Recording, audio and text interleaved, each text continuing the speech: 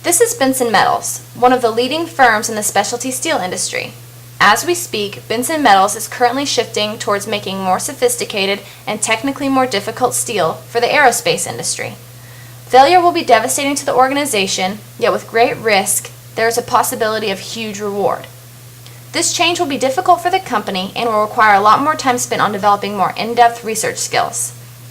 The metals for the aerospace industry are produced at the specifications of government subcontractors and will be monitored at every stage of production. As consultants, we noticed that Benson Metals was dealing with problems every organization encounters at one point or another. We noticed competition and price cutting. But forget that. We found a major problem with this guy. Dun dun dun. Ramsey Stockwell, aka Ramrod, the vice president of production. Although competent, he had no idea how to work with his own department and had even more trouble cooperating with the sales department. Ramrod refused to delegate and forced that all information go through him first. His subordinates had to ask permission and approval before doing their own jobs, which in turn made his employees resent him. Due to heavy demands of Ramrod's time, he wasn't always there to tell his employees how to do their jobs, which left them clueless. A more serious problem was Ramrod's relationship with sales.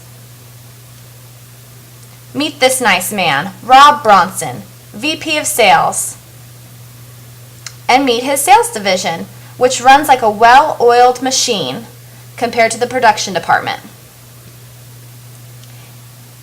It was difficult for the sales personnel to obtain reliable information from production about delivery dates or even what stage of the production their product was in. Due to high centralization of authority in the production department often didn't even know what was going on themselves.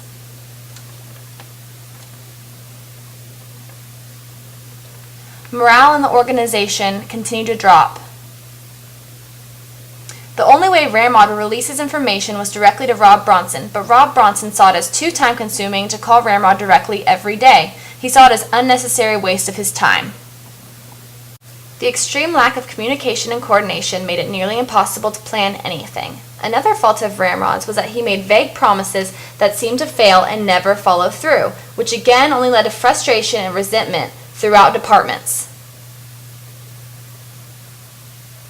There also seemed to be a great amount of politics within Benson. Ramrod was annoyed that sales always seemed to get praised for doing something, yet no one gave props to production for their great work. As a backlash, Ramrod hoards information as a way to give him power. When people need information, they must come to him first, and he liked that. Rather than being closed-minded and focusing on their own department's goals, and rather than competing with one another, Ramrod needs to be able to work with Rob Bronson in order to achieve the organization's goals as a whole.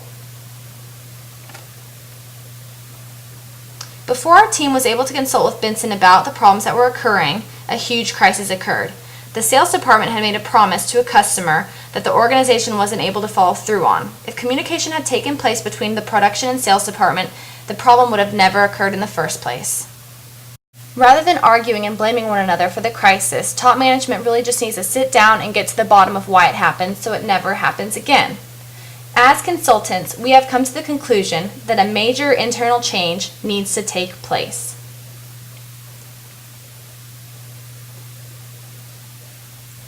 Friction between the production and sales department has spilt over into other departments of the organization, dropping morale even further. In order for this change to happen, top management must be supportive to embrace the change. If not, no one will take it seriously. Yes, Ramrod's tactics are annoying, but the problem does not just lie solely with him. There is something wrong with the whole organization and the whole team. Old ways of doing business no longer cut it. Benson Corporation needs to change its internal structure due to changes in their external environment if they want to continue to grow.